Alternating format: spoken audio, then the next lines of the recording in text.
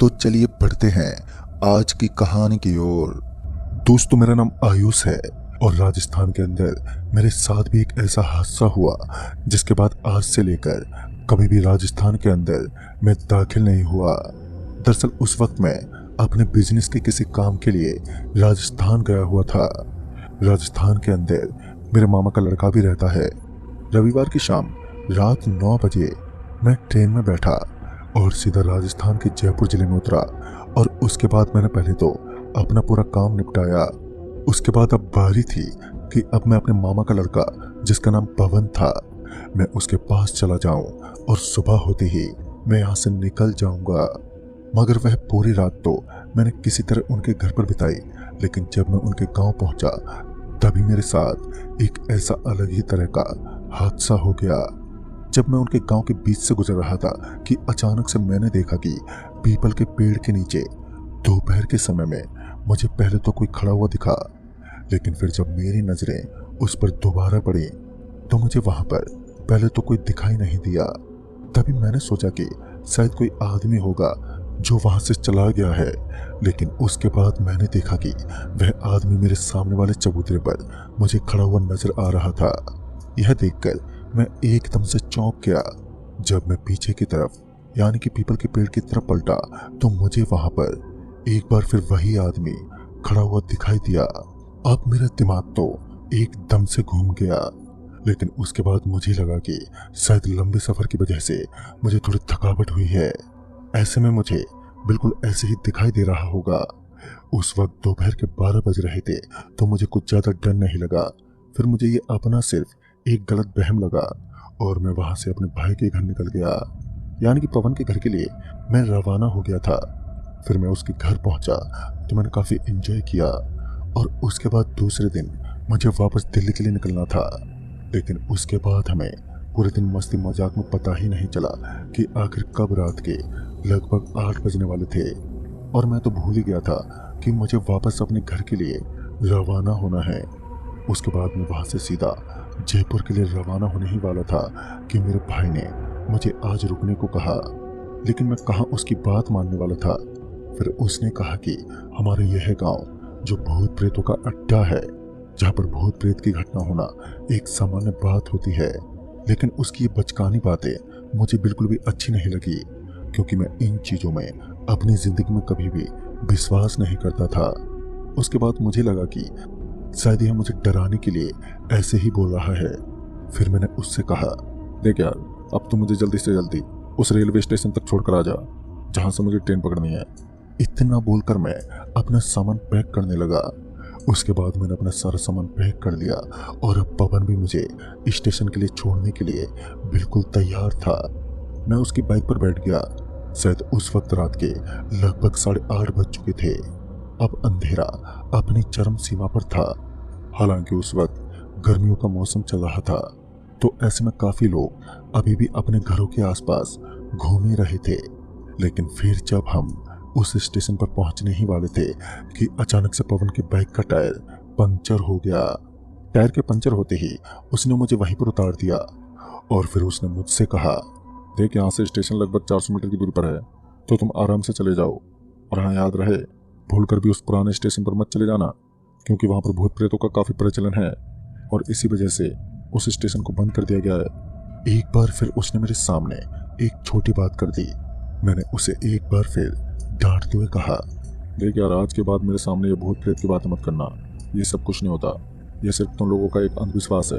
और इतना बोलकर मैं अपने सामान से भरी बैग को उठाते हुए स्टेशन की तरफ निकल पड़ा।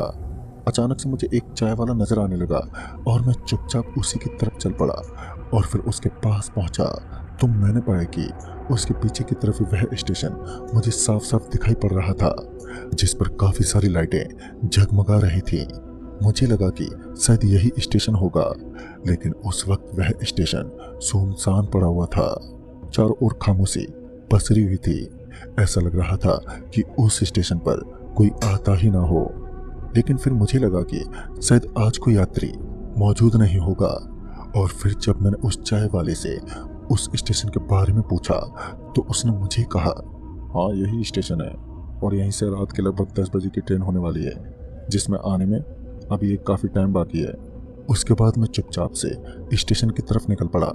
मैं स्टेशन पर पहुंचा तो मैंने देखा कि वहां पर चारों तरफ कोई भी आदमी दिखाई नहीं दिया। मैंने देखा कि वहां पर एक आदमी स्टेशन की बेंच पर बैठा हुआ था और फिर जब मैं पीछे मुड़ा तो वह चाय का ठेला अब वहां से गायब हो चुका था। मैं तो एकदम से हैरान रह गया और उसके बाद जब मेरी नज़र उस बेंच पर पड़ी तो मैंने देखा कि अब वहां पर वह आदमी भी मेरे पास मौजूद नहीं था। लेकिन फिर मैंने जल्द से जल्द वहां से निकलना ही ठीक समझा, क्योंकि अब मुझे भी उस स्टेशन पर अपने अंदर ही अंदर एक बेचैनी सी महसूस होने लगी। मेरे पीछे से एक आवाज आई, अरे ओ बाबू साहब, चाय ले लो।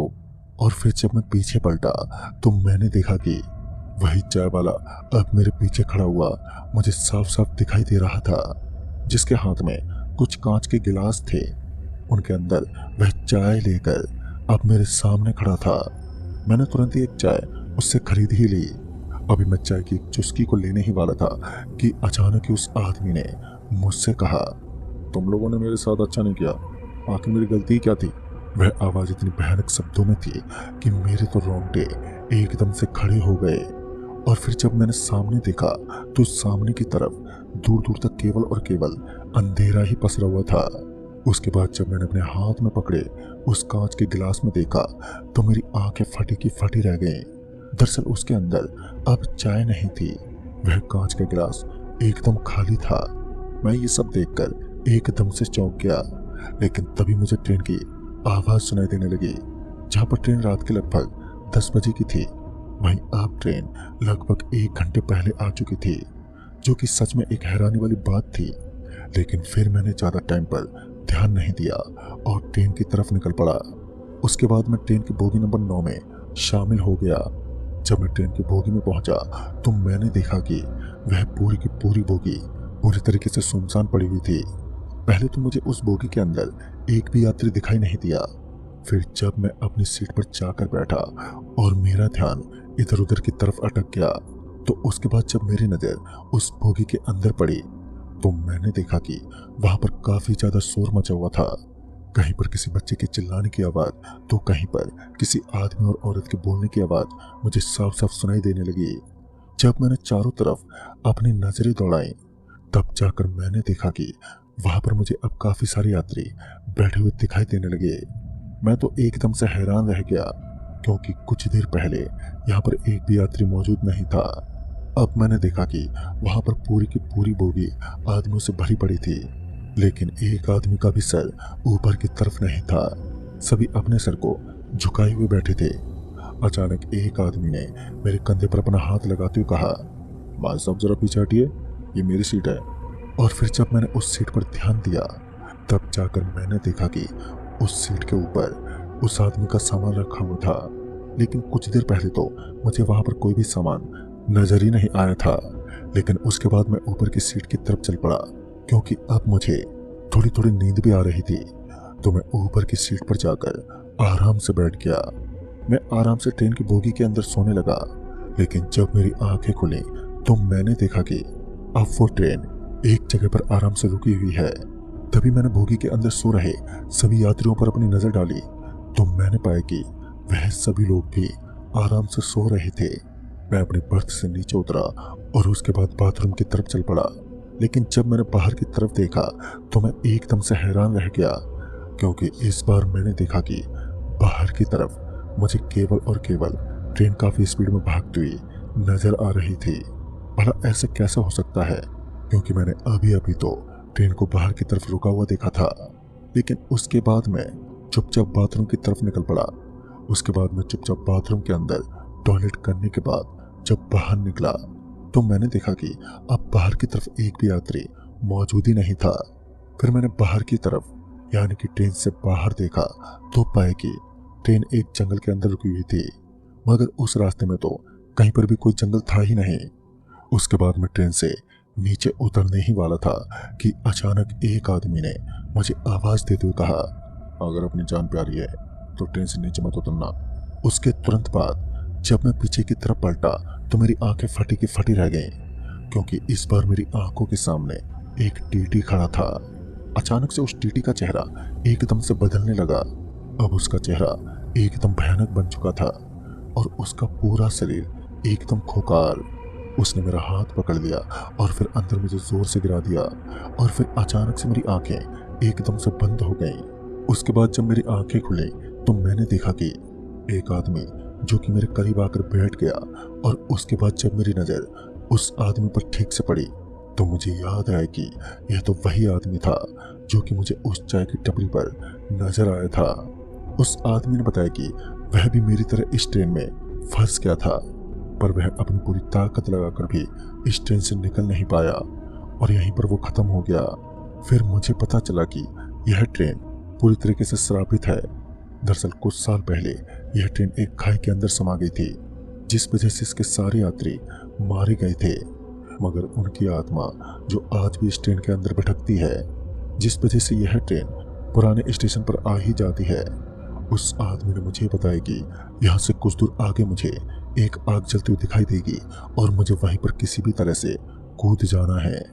फिर कुछ ही देर के बाद मुझे उस ट्रेन से लगभग थोड़ी ही दूर आग जलती हुई नजर आने लगी और अब मेरे पास यही मौका था वहां से बच निकलने का। अभी मैं नीचे कूदने ही वाला था कि अचानक से मेरा पूरा शरीर एकदम से जम गया।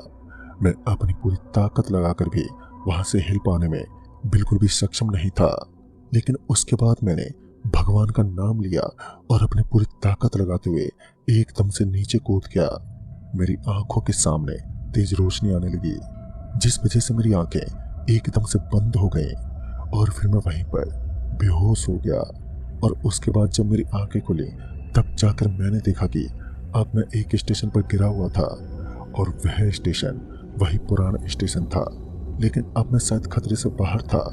उसके बाद मैं वहां से सीधा उस स्टेशन की तरफ चल पड़ा, मगर जब मैंने इस घटना का जिक्र काफी लोगों से किया तो किसी ने भी मुझे कोई जवाब नहीं दिया। लेकिन दोस्तों, उस दिन किसी भी तरह से मेरी जान बच गई। यही मेरे लिए काफी है, क्योंकि शायद वह चाय वाला ना होता तो शायद मैं नहीं बच पाता। लेकिन उस चाय वाले का क्या राज है यह तो मैं आज तक नहीं जान पाया। तो दोस्तों, इस कहानी में बस इतना है।